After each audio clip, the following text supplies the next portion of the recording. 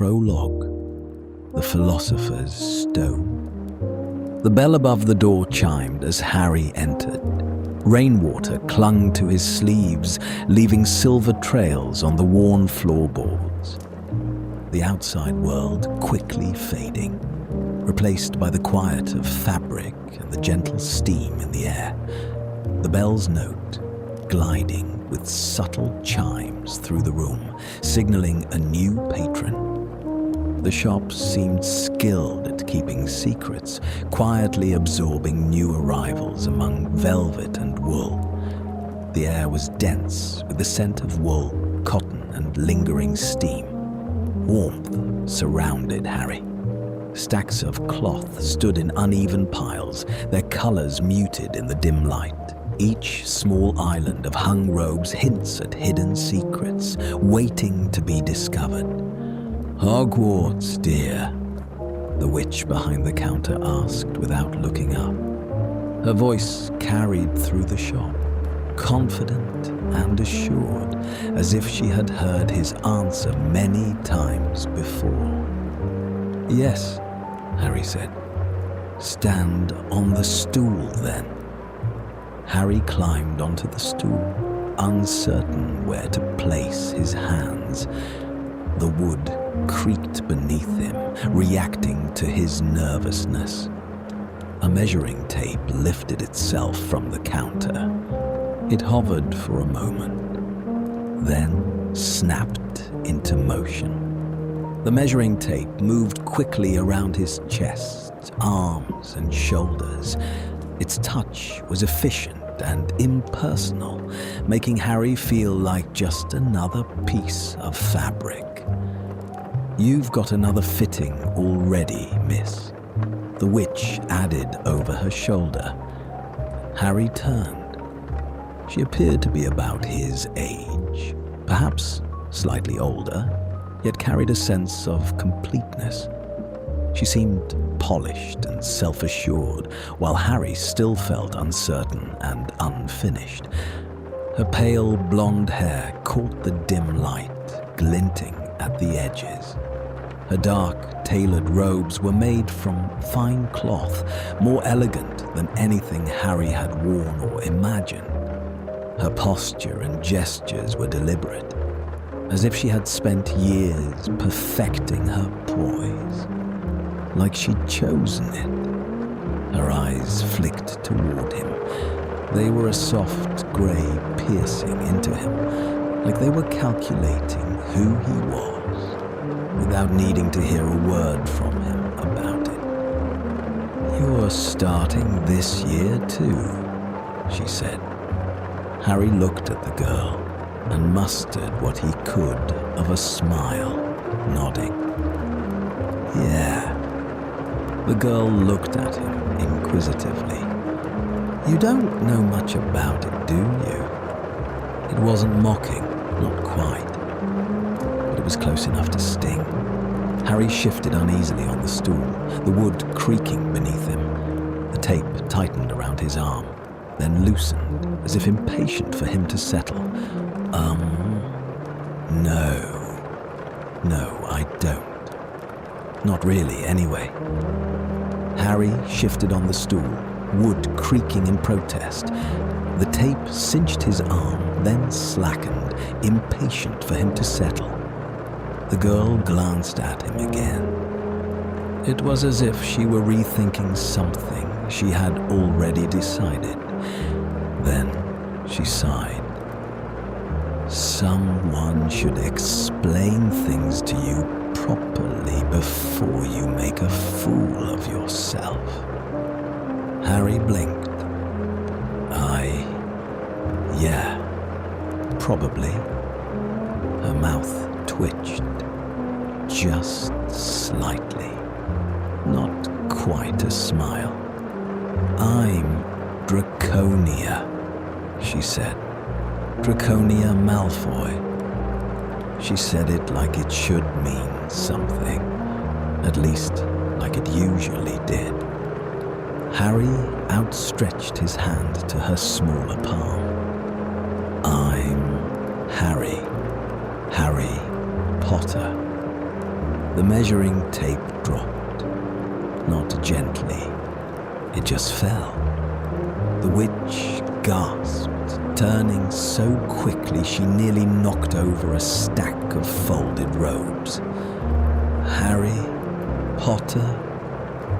Draconia didn't move, didn't gasp. She didn't react the way everyone else had. She just stared. For the first time since he'd walked in, her expression changed. It was as if something inside her had just clicked into place, and she was still deciding whether she liked the new arrangement.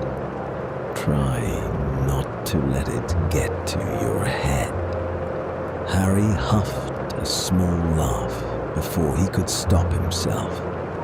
It slipped out, and just like that, the tough, large knot in his chest loosened. It wasn't gone, but it was less tight. The silence that fell didn't last long. The witch recovered first, moving quickly with pins and apologies, her eyes flicking back to Harry as if he might disappear. Honestly, if I'd known Oh, just stand still, dear. Harry tried. He really did.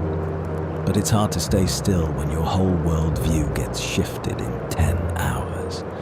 Not to mention having a girl your age stare at you unblinkingly could be considered unsettling.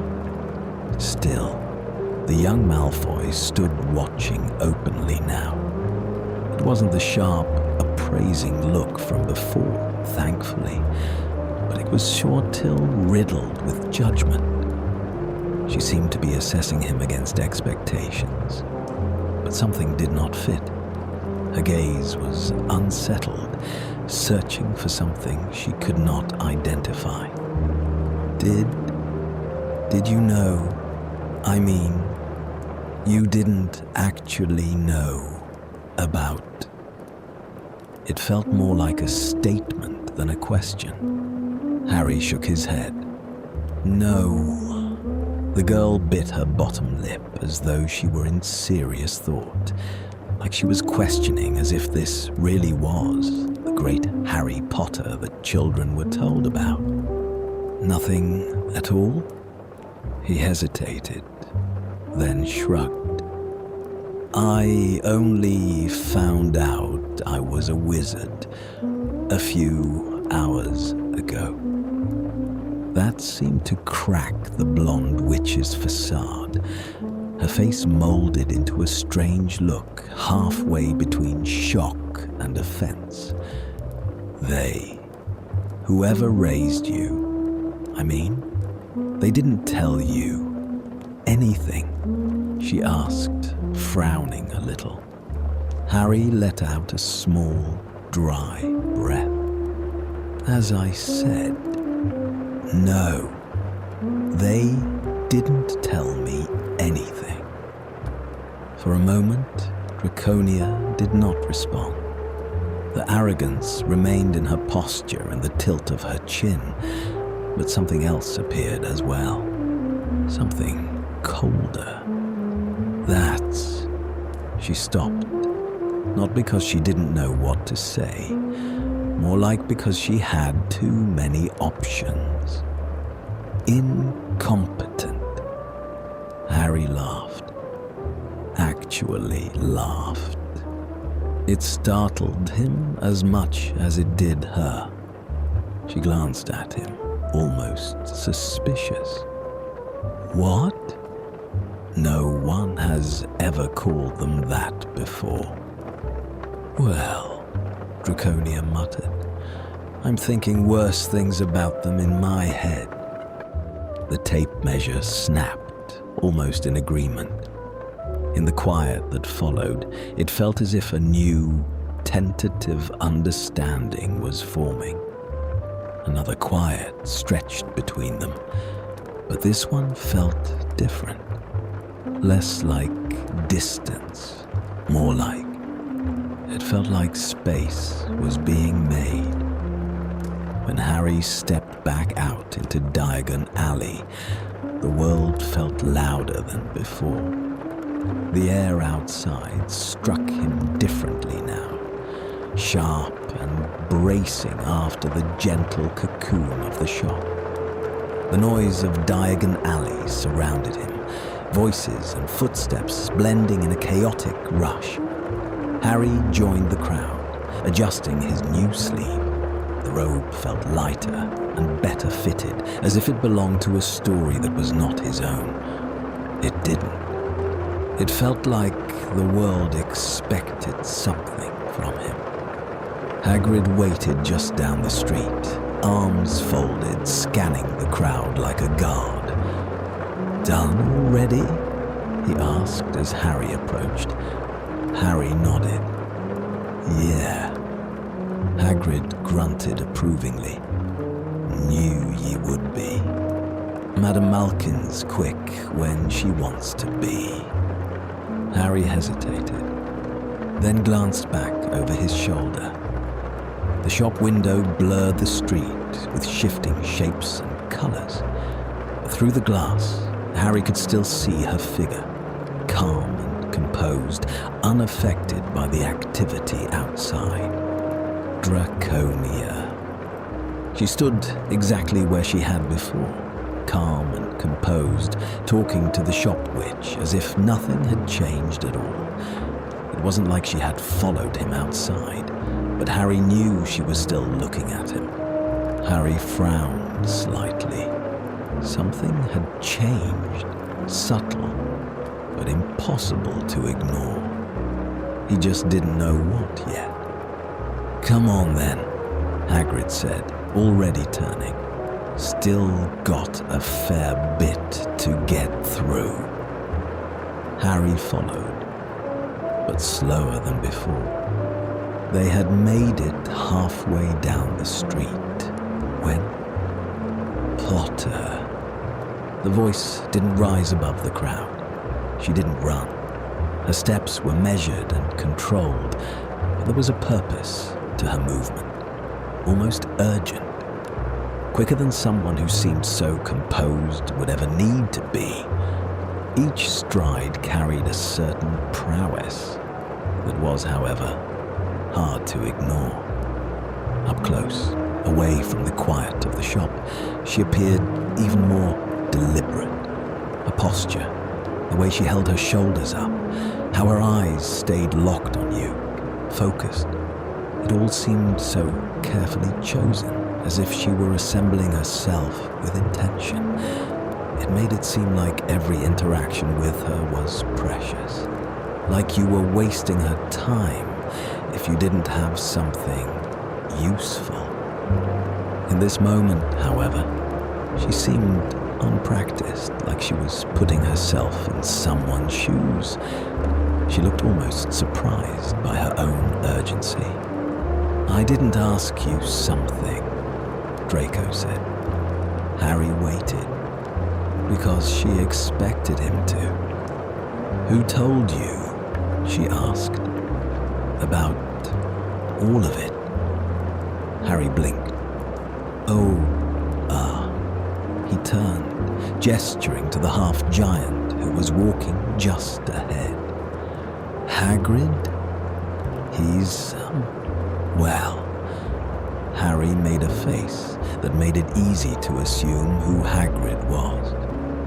"I can see that," she said lightly, glancing at him.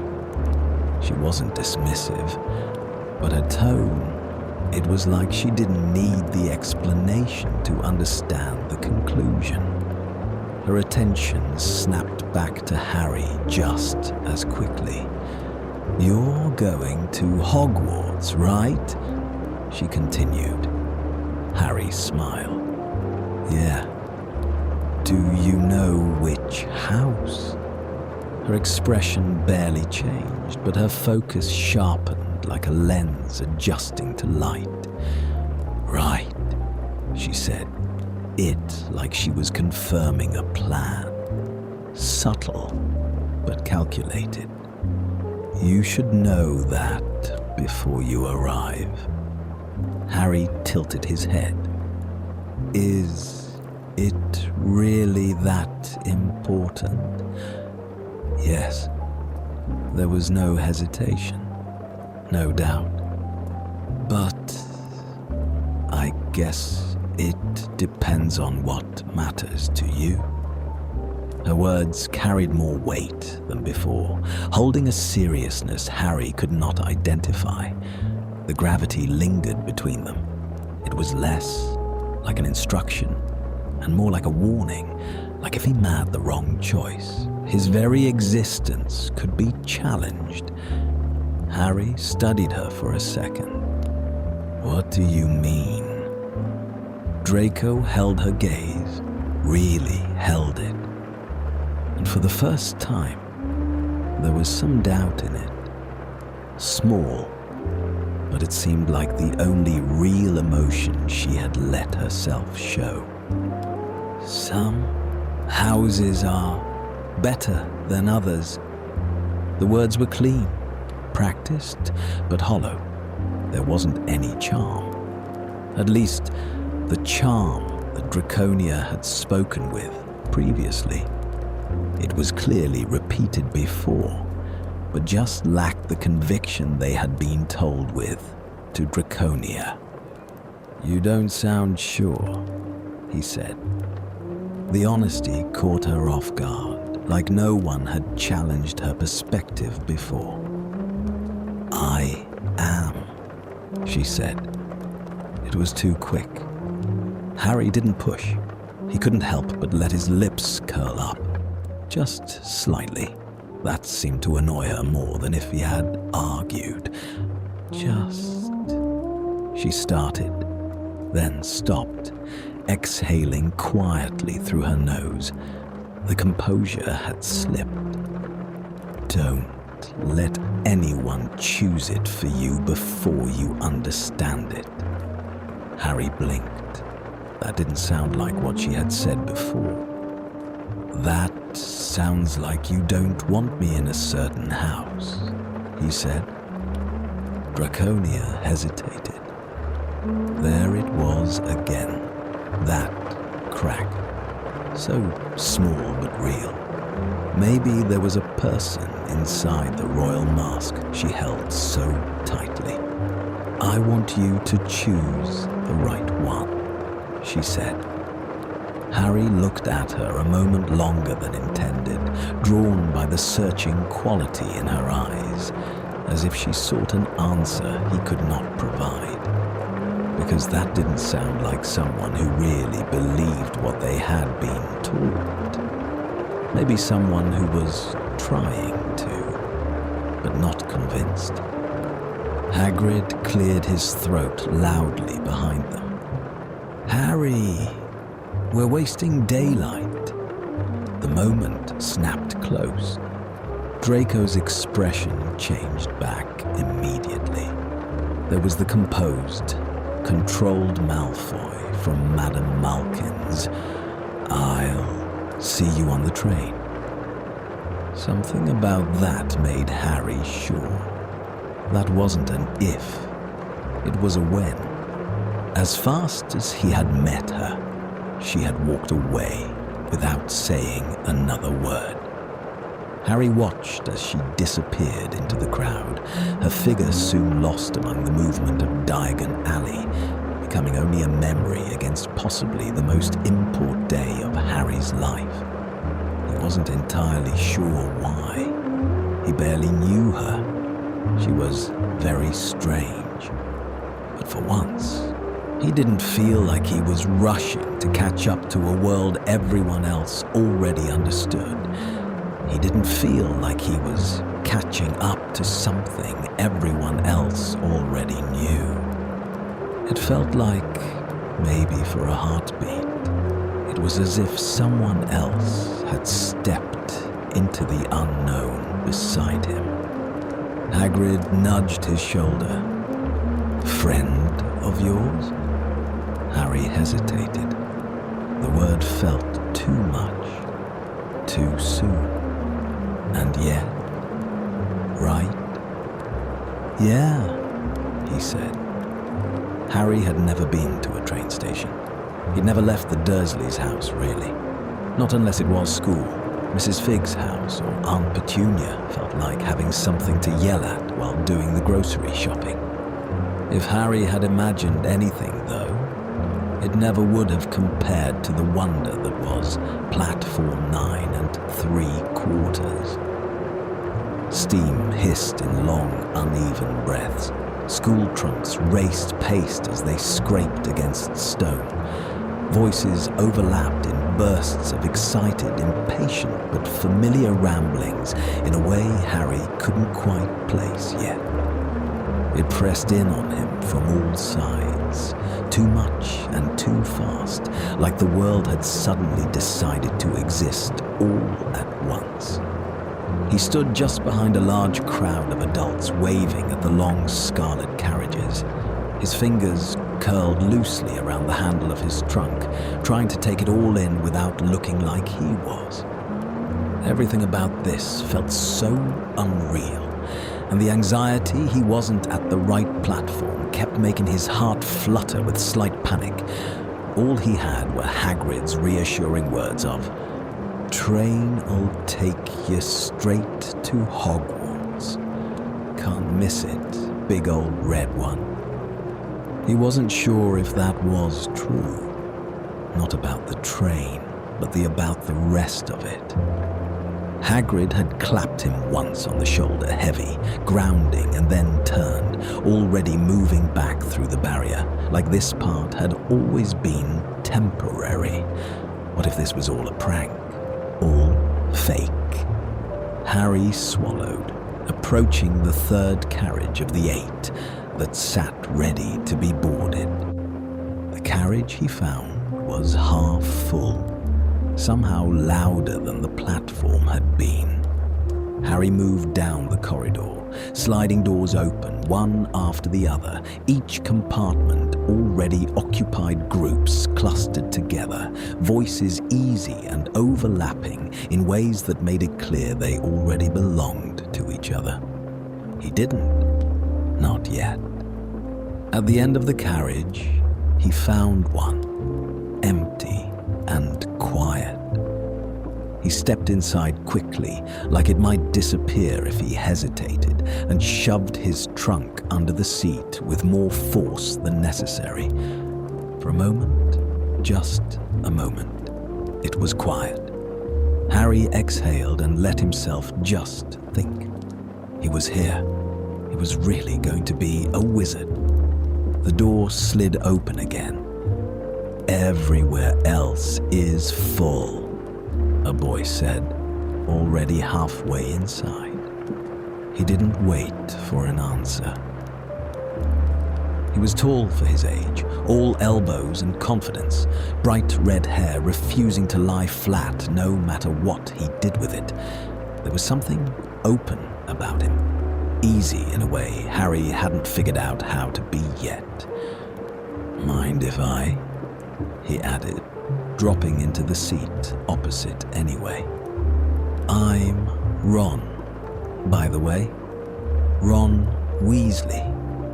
Harry nodded. "Harry." Ron froze, so still he could pass a statue. "Harry Potter." There it was again, that look. Not quite disbelief, not excitement, but a mark of expectation and disappointment that made Harry feel hollow. Harry shifted slightly. "Yeah. Blimey," Ron said, leaning forward like Harry might vanish if he blinked. "I thought you'd be, I don't know, different." Harry didn't ask what that meant. He didn't think he wanted to know. The redhead didn't seem to notice. "So, what's it like?" he went on, gesturing vaguely. "You know, all of it." "I don't really," Harry started. "Oh, have you got a scar?" Ron interrupted. eyes lighting up. Go on. Let's see it. Harry hesitated. Something about the way Ron said it. He wasn't not curious. Not like Draconia. This felt closer to claiming something. Like Harry was a story before he was a person. I'd rather not, Harry said, a bit more firmly.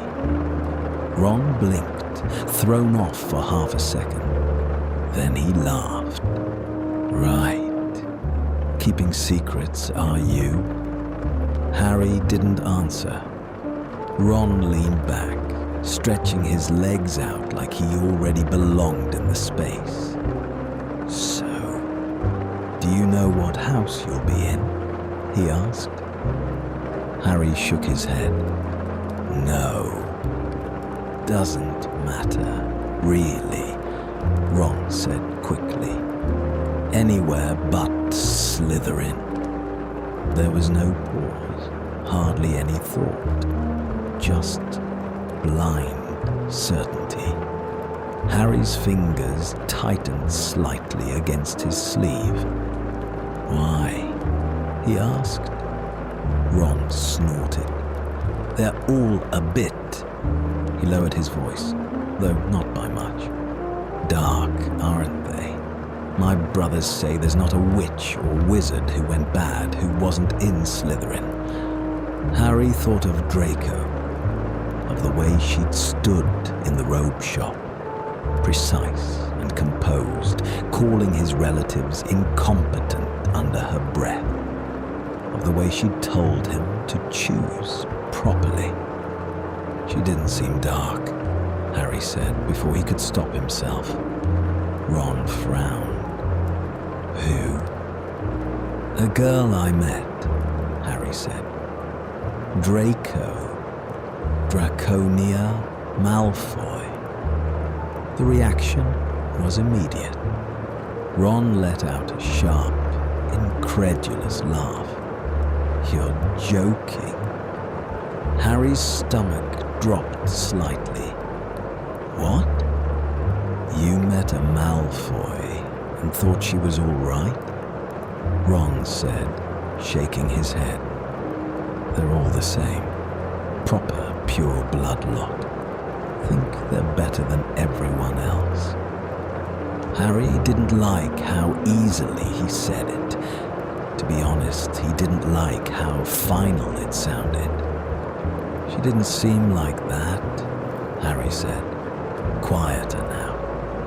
Ron shrugged. They don't seem like it until they do. The compartment felt smaller, claustrophobic now. The door slid open as the trolley rattled down the corridor. The witch smiled warmly, offering sweets in a voice that didn't expect anything in return. Ron fumbled in his pockets, pulling out a few coins with visible reluctance. Harry didn't hesitate. I'll take, one of everything, he said. The words came out before he'd really thought about them. The witch blinked, taken aback, but smiled wider. Well, all right, dear.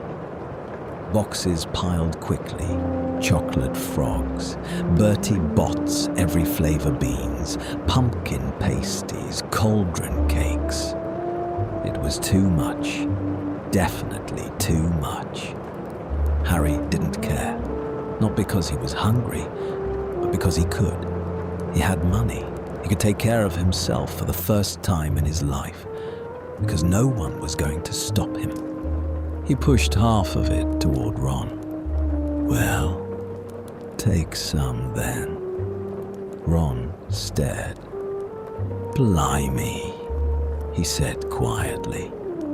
This time, there was no assumption in it. Just surprise and something closer to appreciation. They ate in an uneven rhythm, Ron talking, Harry listening, stories about his brothers, about Hogwarts, about things Harry was supposed to understand, but didn't yet. It should have been easy. This was what he'd wanted, wasn't it? A normal conversation, a normal friend. But it didn't feel like that. It felt like stepping into a space that had already been shaped for someone else. The door slid open again. Potter. That voice. It was like a comfort he didn't know he was hoping for. Draconia stood in the doorway, one hand resting lightly against the frame. She didn't step inside, not yet.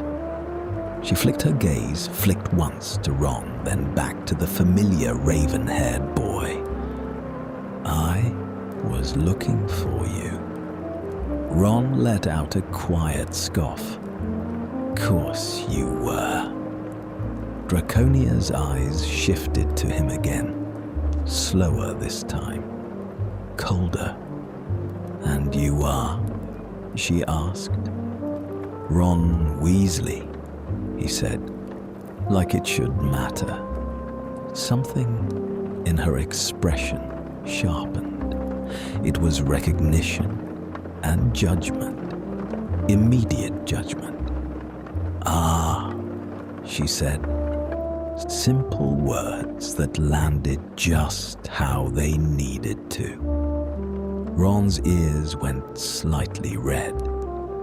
What's that supposed to mean? Nothing at all, Draconia replied smoothly, her lips curling in the corners slightly. It very clearly meant something. Her attention returned to Harry, like Ron had already been sorted out and set aside.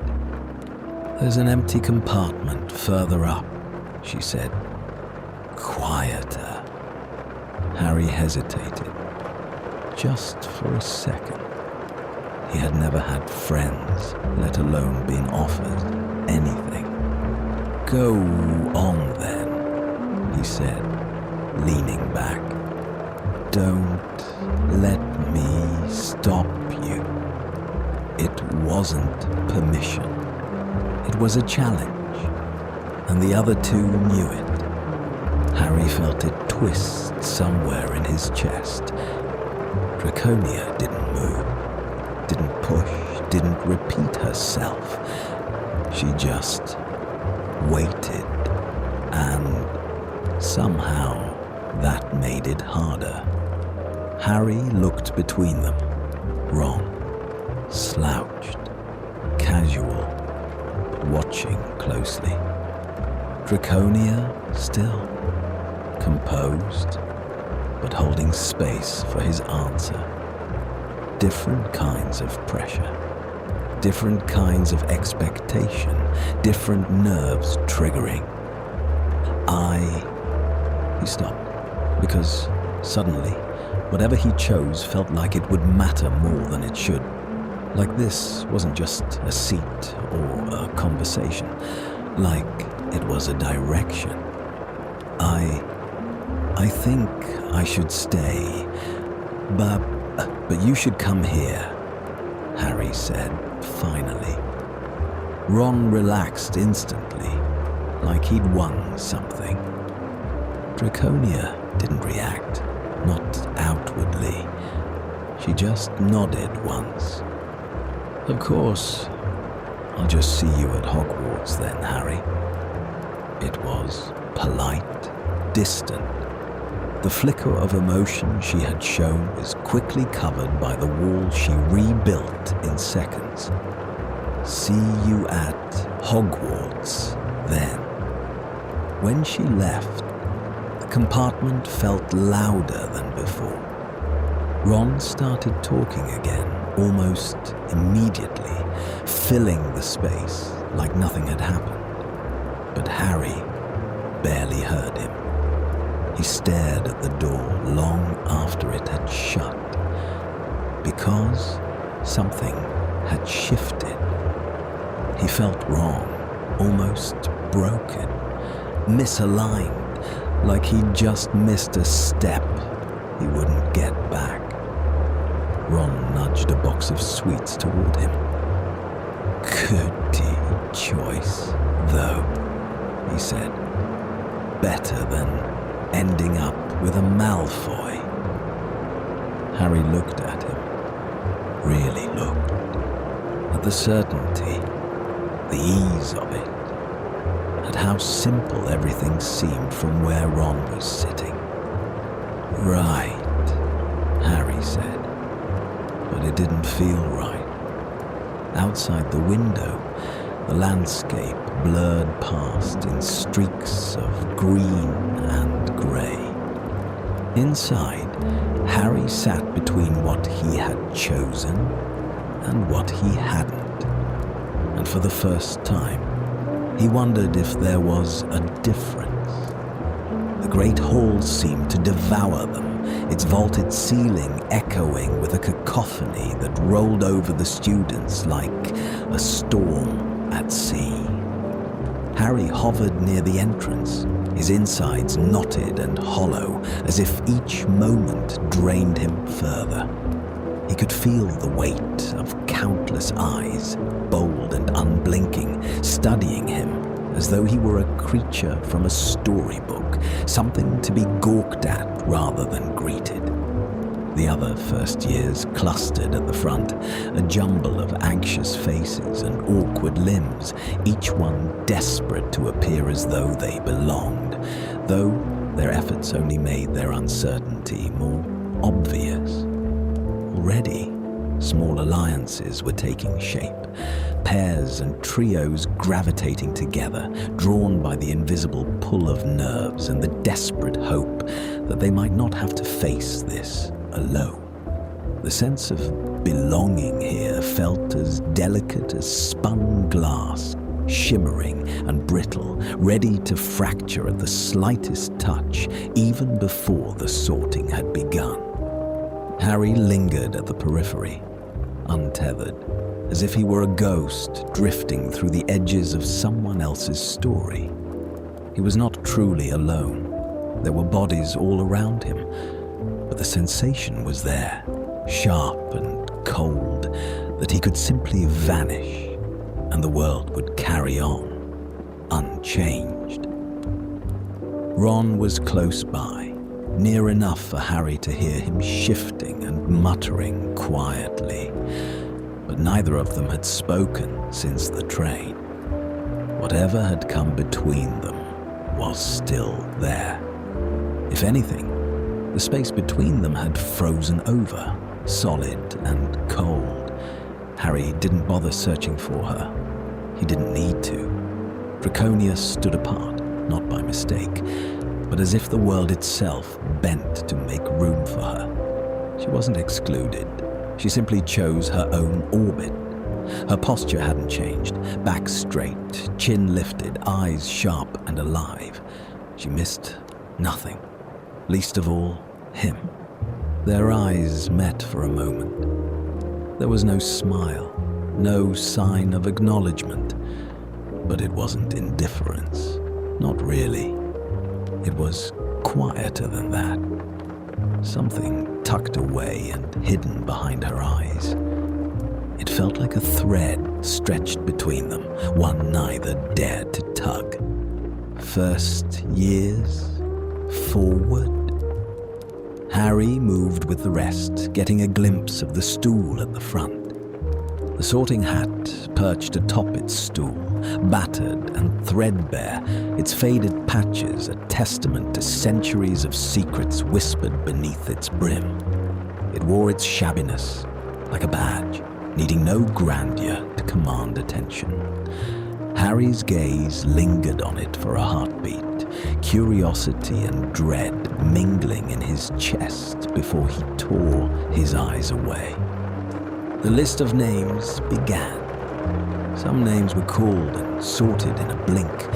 Others seemed to hang in the air, the silence stretching out, as each student waited, hearts pounding, not sure what would come next. The pauses varied, some quick, some longer. Each name called was followed by a new swell of applause. the sound surging and receding like the restless tide against a distant shore. Harry heard it all, but the noise seemed to pass through him, never quite reaching the place where his thoughts churned restlessly. He felt half there, not really part of it. He noticed the applause, the names, the shifting bodies, but none of it stuck. It all slid past, refusing to settle. Nothing stuck. Malfoy. Draconia. Draconia stepped forward without hesitation. No glance back. No pause. No sign that anything about this moment was uncertain for her. She reached the stool. She sat down. The hat dropped over her pale hair, shadowing her face completely. For a second, nothing happened. The room stayed silent. Then 2 seconds passed. Still nothing. Then 3. The silence stretched long enough to matter. The silence stretched, growing heavier with each passing second. Harry could sense the shifting attention of those around him, the way their postures stiffened and their whispers faded, all eyes drawn to the stool and the girl beneath the hat. Then finally, Slytherin! The Slytherin table on the far side erupted, shattering the silence at last. The sound was sharp. It was satisfied. Harry didn't look at them. He found her through the crowd, his gaze drawn to her as if by some invisible thread. Draconia lifted the hat from her head with a practiced grace, her movements fluid and unhurried. She placed it back on the stool and rose to her full height, every inch of her composed. For a heartbeat, she hesitated. Not long enough for a breath, but enough to notice. But her hesitation lingered, just long enough to be noticed by anyone watching closely. She turned her head. It was enough. The Slytherin table waited, silent and watchful. She turned toward him. It wasn't longing, it wasn't regret. It wasn't even a question. It was something else entirely. Recognition. It was like marking a spot, a point on a map. It was as though she had marked a place on a map, a silent promise that this moment would matter, even if neither of them yet understood how. Then she turned away. It was a promise, or maybe a warning, that would come back long after she was gone. The names continued. Harry didn't hear most of them. He did not listen properly, because something about that moment stayed with him. The moment settled over him, clinging to his ribs like a second skin. Something in the air had shifted, subtle but undeniable. It was not louder. It was not quieter either. Just sharper. Somehow, Harry stepped forward. Each step he took seemed to echo louder than it had any right to be, as if the stones themselves were announcing his presence.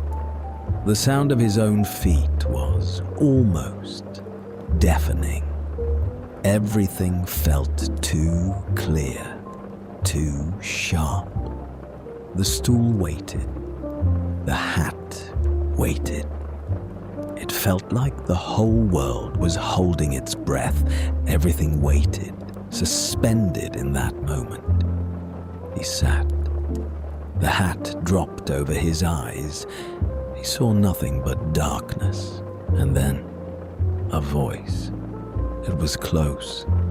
It was inside.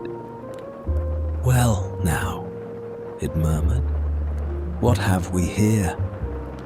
Harry swallowed, throat tight. The voice wasn't loud. It curled around his thoughts as if it had always lived there. "Not what they expected," it continued. "Not what you expected either." Harry frowned slightly. "I didn't know what to expect," he said quietly. The hat hummed. "Honest. That's rare." There was a pause. "You would do well in Slytherin, you know." Harry's chest went tight, breath catching. Something nameless, prickling under his skin. He thought of Draconia, of the quiet certainty in her eyes, the sharp edges she carried like armor. Being seen without having to explain everything first. He didn't push it away. "Would I?" he asked. "Oh, yes," the hat said softly. "Ambition doesn't always shout. And you have a certain way of seeing people. Useful. Very useful." Harry hesitated, hands resting limply in his lap. He did not reach for any answer, did not try to force the thought away. Instead, he let it settle inside him, heavy and unfamiliar, and simply sat with it, waiting for whatever would come next. Images flickered behind his eyes. The robe shop, the street, then the train. Draconia in the doorway, Ron leaning back. The choice to stay. Harry's stomach dropped, cold and hollow. "I didn't." "No," the hat agreed. "You didn't understand it." Then there was another pause. "But you will." The voice softened slightly. "Something tells me Gryffindor." Something about the hat's tone felt like a warning, a shadow passing over the words. It was as if the hat itself paused, drawing in a breath. Then, suddenly, Harry pulled the hat from his head and blinked into the bright hall. For a heartbeat, he remained still, the world blurring at the edges. Then he turned, refusing to look at the faces waiting for him. He looked at her. Draconia's face was unchanged. She wasn't frowning. She simply held his gaze, steady and unflinching. Harry turned and walked to the Gryffindor table. The noise swallowed him. Hands clapped his shoulders. Ron was there, grinning like something had gone exactly as expected. "Knew it," he said. "Better than Slytherin, yeah?" Harry looked at him, at the certainty on the assumption, at how the outcome had always been decided, just not by him. "Yeah," Harry replied, the word tasting strange in his mouth. Something about it felt wrong, as if he were agreeing to a story that wasn't his. Later, when the feast had dragged on too long and the castle seemed impossibly vast, Harry found himself wandering unfamiliar corridors. Harry had taken a wrong turn, or maybe several. The castle twisted around him, stubborn and secretive, as if it didn't want to be understood. "You're going the wrong way." The voice was clear and precise. Harry turned. She stood a few steps behind him. Her hair was bushy, frizzed from the long day, and her eyes shone with a sharp intelligence behind the wild curls. You're a first year. Saw you in the crowd, too, she continued. Gryffindor, I assume, since you came from that staircase. Harry blinked. Yeah, I thought so. She stepped closer. Not cautious or casual, but direct. You're Harry Potter. Again, it wasn't a question. Harry sighed slightly. Is it that obvious? Yes, but that's not the interesting part. The words caught him off guard. What is, then? You didn't seem to want Gryffindor. Harry stilled. What? She tilted her head slightly. You hesitated before sitting down, she said. Most people don't. Harry stared at her. You noticed that? Of course I did. I'm Hermione Granger. Something in the air seemed to settle, a quiet understanding passing between them. I think, Hermione continued, you're going to have problems if you don't get your mind together. Harry almost smiled before exhaling. That sounded about right. Yeah, I'm starting to get that. And, she added, glancing briefly down the corridor, you're still looking at the wrong things. Harry frowned. What do you mean? She met his eyes. You keep checking where the Slytherins would be. He didn't have an answer. Come on, she said. I know where the Gryffindor common room is. Harry hesitated, just for a second.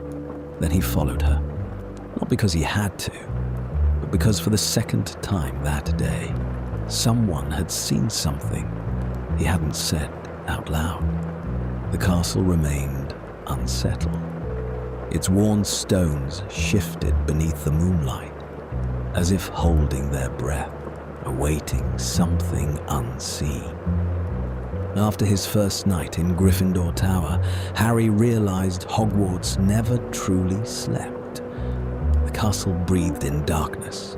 It stretched its bones when unobserved. Shadows wavered at the edge of his vision. Sometimes, a shiver crept up his spine, as if the stones whispered secrets meant for him alone. The staircases groaned. They twisted when unobserved, following their own rules. Corridors extended overnight, testing if anyone would notice. Doors appeared and vanished. Sometimes, stone shifted to wood and back, making Harry question if he imagined these changes, or if the castle truly toyed with him. Harry learned fast which people to avoid. Near Seamus, there was noise that never quite stopped. Sitting near Dean meant facing endless, curious, well-intentioned questions, the kind Harry never quite knew how to answer.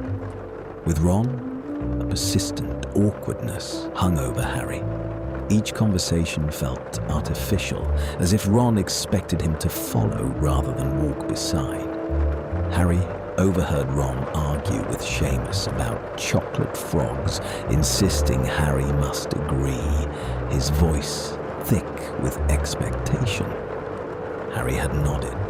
He felt the pressure to perform a friendship he barely understood. It was as if thoughts were being fed to him, ideas to accept unquestioningly. Soon, his opinions felt shaped until he wasn't sure which were his. The great hall glowed orange and yellow as daylight broke. The magical ceiling was pale blue with clouds, plates clattered, and owls swooped overhead, dropping letters and parcels with uneven aim.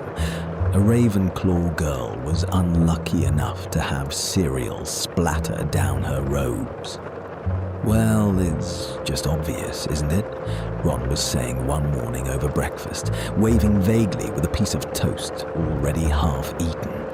Slytherins stick together. Always have. Bit dodgy, if you ask me. Harry didn't respond. He kept his eyes on his plate, dragging his fork through something shapeless that might have been food. He felt detached. The taste was lost to him, drowned out by noise and intrusive thoughts. As Ron talked on, Harry's mind drifted between irritation at the conversation and a creeping feeling of isolation. Ron, always in his own head, missed the silence, or perhaps chose to.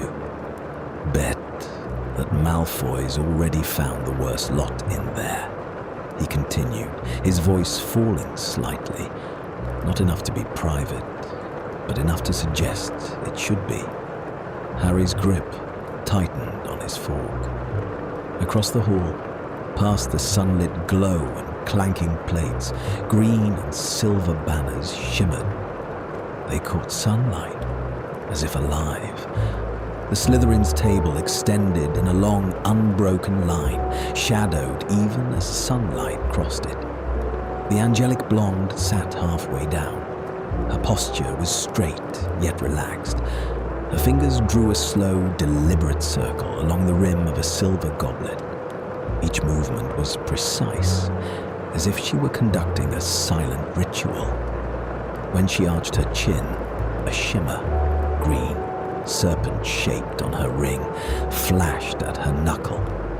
No one else at the table wore such a mark. She spoke quietly to her neighbor, her gaze unshaken and direct. Whatever occurred around her, she assessed and accepted it on her own terms. She seemed neither animated nor withdrawn. She was simply present, as if she belonged and had always known it. A few older students leaned in when she spoke. Their interest was muted, somewhere between engaged and indifferent. Harry wasn't sure why, but he didn't like that. He disliked their lingering attention on her, like she was a rare creature they debated keeping or caging. Their gazes were too intense. She hasn't done anything, he said in a low voice. Ron snorted. Give it time. Harry pushed away from the bench, his frustration surfacing as his shoes scraped harshly on stone. The sound echoed louder than intended, and a few heads turned. The shift from discomfort to decisive action left him exposed. Subtlety was not his strength. Oi! Where are you going? Ron called after him. Class, Harry said. It wasn't a lie, but not the whole truth either. The dungeons were colder than the rest of the castle. The stone walls trapped the chill. Light from low lamps faded before reaching the corners, where darkness gathered, claiming the space. Harry entered and immediately felt anxiety prick at him, a heavy, quiet pressure, like the room had already judged and found him lacking. Discomfort settled in his chest, sharpening his awareness of being watched and assessed. Hermione was already there. Of course she was. She sat at a middle table. Books lay in precise rows. Ingredients were lined up in military order. Even her rolled sleeves showed careful intention. Every detail was considered. You're late, she said, without looking up. Harry looked around. Only a handful of students had arrived. I'm early, he said. She paused. Her quill rested just slightly above the page. Yes, she admitted, almost reluctantly, almost an apology. "Sit," she said, nudging a book aside. "I've outlined the instructions. It's more efficient if we don't start from scratch." Harry sat. It was easy. That was the unexpected part. As he settled in, Harry noticed his tension lift. Here, there was no guessing, no tension, no scrambling for the right answer or worry over what to do. He felt a subtle relief, surprised by how quickly calm replaced worry. Just, here's what we're doing. Keep up. The door opened again. It was not obvious. No one reacted. Nothing visibly changed. But the air tightened, as if the room held its breath, waiting to snap. Harry felt it before he understood. Draconia entered, unhurried and certain. She glided, knowing where to walk, never changing herself. 2 Slytherins followed, speaking quietly. Their voices faded. She didn't listen. Her stare moved across the room. Her stare swept the room. It paused on him. Harry felt it settle, cold and heavy in his chest, like a stone in water. The sensation made him anxious, unsure if he was judged or targeted. But beneath it was something else. Recognition, as if she saw something only she understood. He shifted in his seat.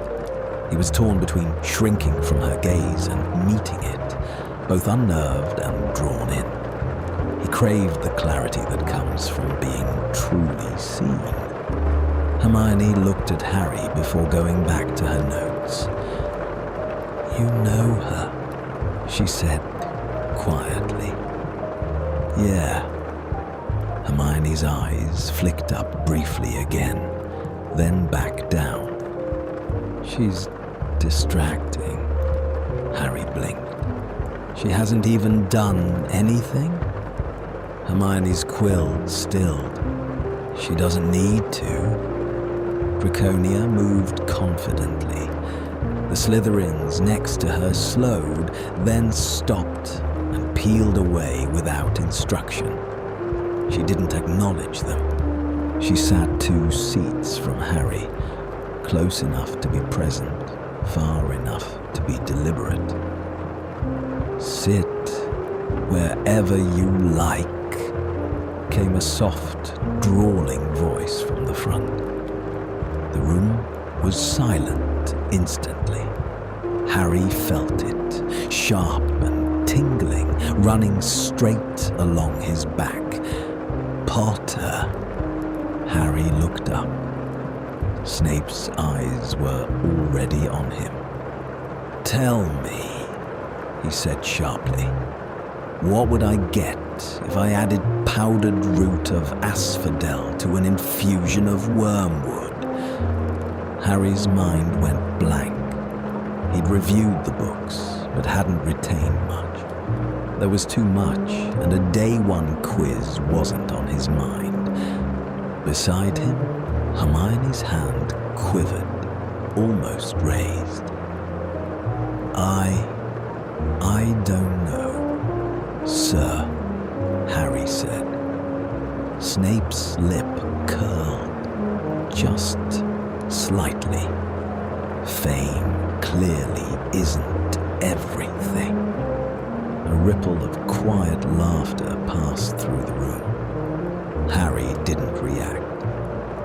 "Let's try again," Snape continued.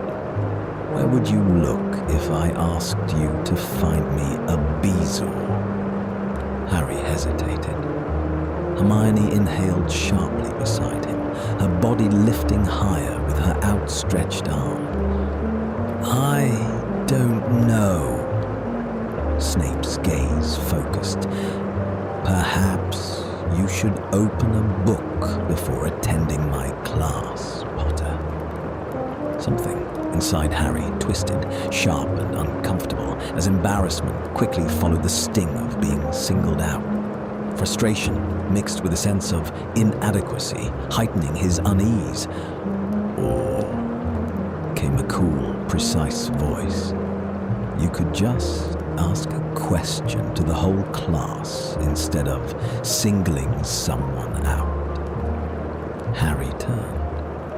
Draconia hadn't raised her hand. She hadn't even moved aside from correcting her posture to face the professor with a harsh stare. Snape's gaze shifted to her slowly and deliberately. "Miss Malfoy," he said, his manner of speaking calmer now, which felt more dangerous than being loud. "Do you believe you are better suited to instruct the class?" Draconia returned his gaze without hesitation. "No, Professor. But I do believe learning is more effective when information is given before it is tested." She paused, a small, self-assured smirk crossing her lips while she glanced at Harry. "Especially when the outcome has already been decided." The words fell heavily in the room. 5 points from Slytherin. Draconia inclined her head, not looking back at Snape. Instead, she let her sights settle once again on Harry. This time, her attention evoked a shift in Harry. His embarrassment faded, replaced by a calm certainty. It felt like a silent recognition. Maybe he was not the only outsider in the room. To Harry's surprise, being seen in that way brought relief, unlike the uncomfortable stares from before. It felt quieter, without expectation, as if she admired the very things he tried to hide. Hermione's voice rang out through Harry's thoughts, low and tight. That was unnecessary. Harry blinked. What? She disrupted the structure of the lesson, Hermione said, and lost points. Harry stared at her. She was right. That's not the point. Across the room, Draconia had already returned to her work, but Harry could not shake it. That moment, when discomfort transformed into something more hopeful, lingered, stubborn, as a bruise that wouldn't fade, no matter how hard he tried to ignore it. That moment, that decision. The corridor outside felt warmer as Harry walked out carrying a new awareness. It was like the castle had finally let out the breath it had been holding all lesson long, mirroring Harry's release of pent-up emotion. "You shouldn't encourage that," Hermione said, gathering her books. Harry frowned. "Encourage what?" "That," she said, "undermining authority just to be clever." Harry paused. She wasn't trying to be clever.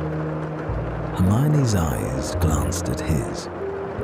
"You don't know that." "I do." Because he simply knew.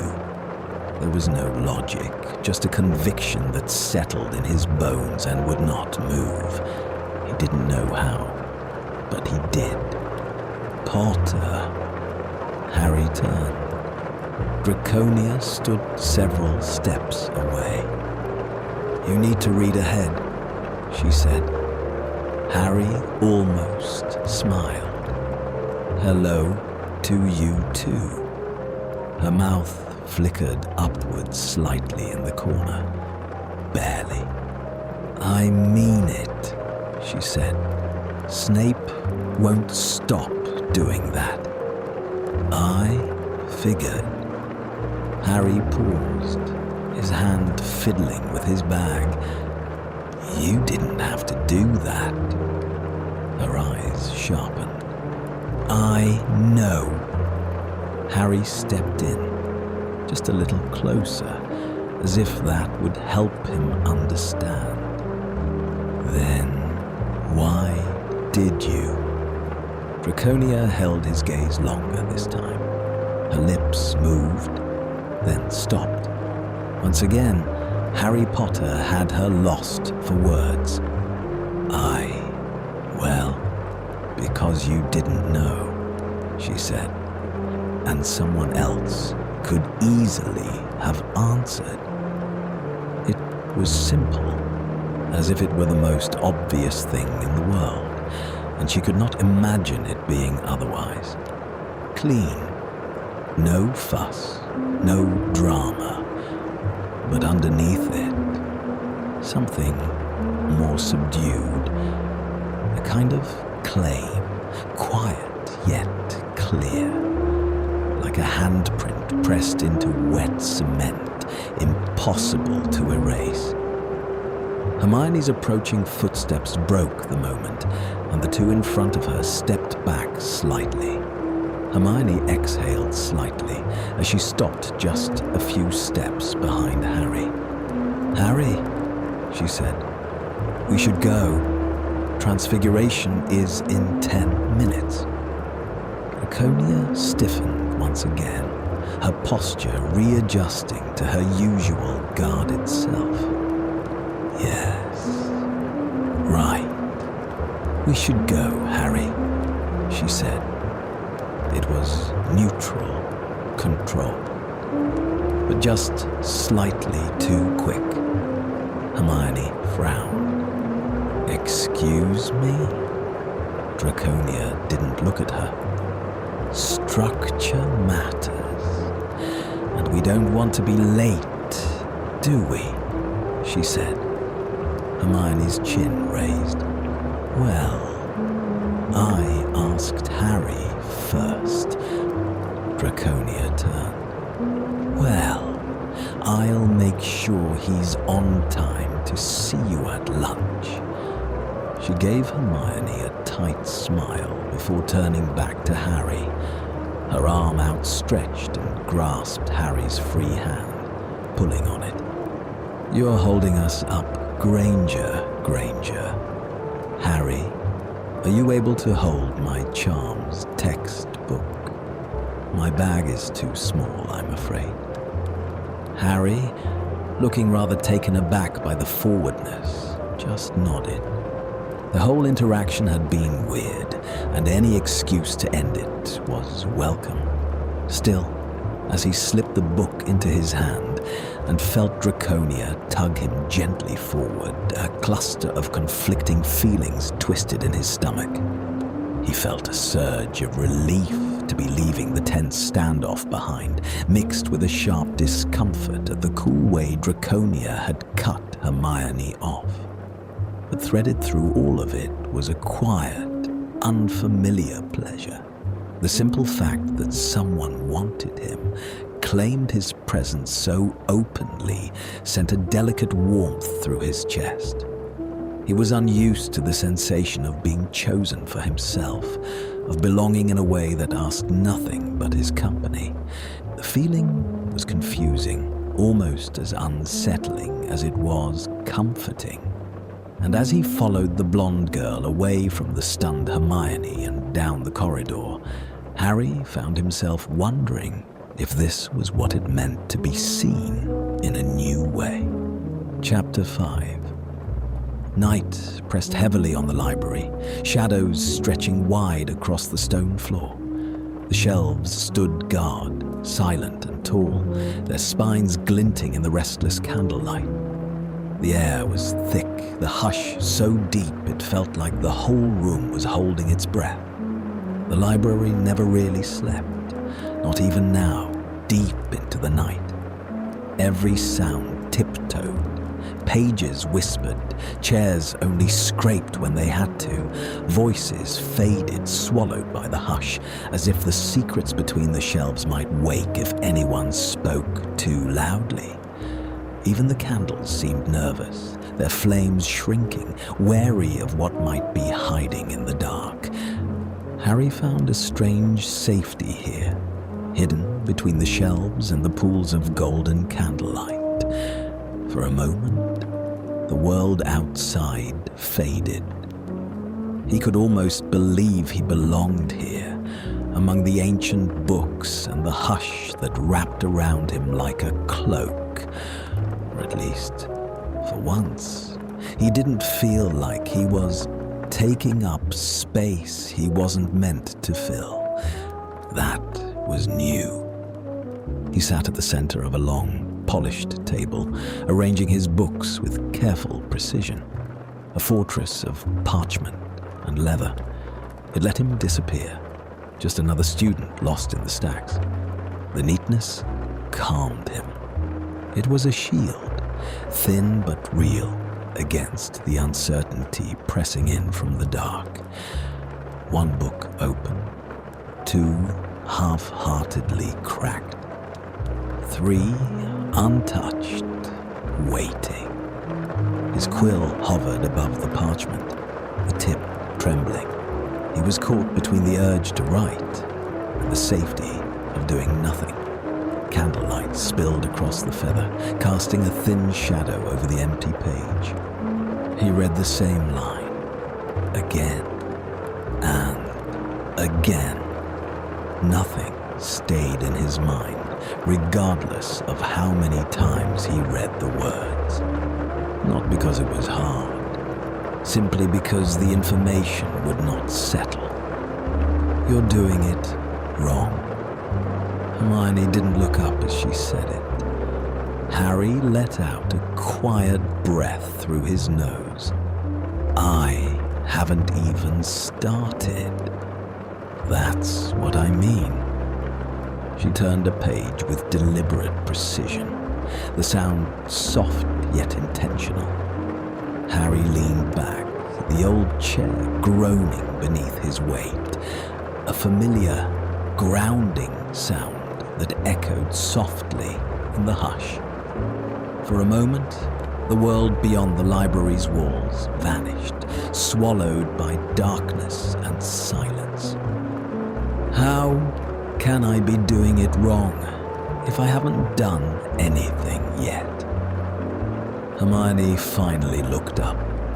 Her eyes moved over his disorganized books, his hovering quill and his slumped shoulders, observing each detail as if solving a puzzle only she understood. Assessing. You're waiting for it to make sense, she said. Harry blinked. Isn't that how it works? No. The answer came immediately. Certain.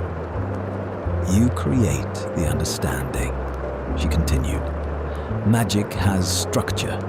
If you do not know the rules, you will not recognize when something breaks them. Harry tilted his head slightly. What if I'm more interested in the breaking part? Hermione paused, not offended, not dismissive. Thinking. Then, Harry missed the subtle shift in the air, too intent on watching Hermione. Her brows drew together in concentration, and the candlelight caught in her hair, painting it in streaks of copper and gold. For a heartbeat, the world shrank to just the two of them, suspended in a pool of gentle, golden light. A faint, chill draft slipped between the shelves, curling around the table legs and teasing at the corners of loose parchment. The pages fluttered softly, their movement barely disturbing the heavy stillness that filled the room. Harry didn't notice. He was too busy. One of her hands was resting next to Harry's, though he didn't seem to notice. He was too busy watching her. Her other hand rested lightly on the spine of a book she hadn't opened. She looked relaxed, but her eyes were sharp. Under her stillness, a quiet tension lingered. Her posture was loose, but it didn't match the rest of her. "You're out past curfew," she said. The soft, silky voice of Draconia drew Harry away from his studies as he turned to the sight of the tired blonde girl he had grown rather familiar with. Hermione closed her book. "So are you?" "Yes," Draconia said, "but I have a reason." Hermione's brow lifted faintly. "Of course you do." Harry glanced between them. "You could just say hello," he offered. Draconia's attention snapped back to him. For a moment, a brief warmth appeared in her countenance. It disappeared almost immediately. "Hello, Potter," she said. Hermione did not look impressed. "What do you want?" Hermione asked. Direct, unsoftened. Draconia ignored the inflection. "I wanted to see," she said, "whether he'd started reading ahead." Harry winced, realizing he had been caught. Hermione's lips pursed into a thin line. "He has," Hermione said quickly before Harry could answer. Draconia cocked her head. "Has he?" Harry opened his mouth but quickly closed it because, truthfully, he hadn't. "That's not the point," Hermione said more sharply. "You don't get to drop in and, what, check his progress like he's a project." A pause stretched. Draconia's gaze moved back to Harry, not defensive, not apologetic, just measuring. "I wasn't aware he required permission to be spoken to," she said. Hermione leaned forward slightly. "He doesn't?" "Good," Draconia replied. "Then we agree. They didn't." Everyone in the room knew they didn't. Harry rubbed the back of his neck. "You're both making this weird," he muttered. The tension lingered. Quieter now, but sharper, like the hush before a storm, waiting at the edge of everything for the next break. Draconia came closer, not all the way to the table, just close enough. Her gaze drifted to Harry's parchment, as though she could see straight through the ink and parchment to the thoughts he tried to hide beneath. "You missed a step," she said. Harry frowned. "What?"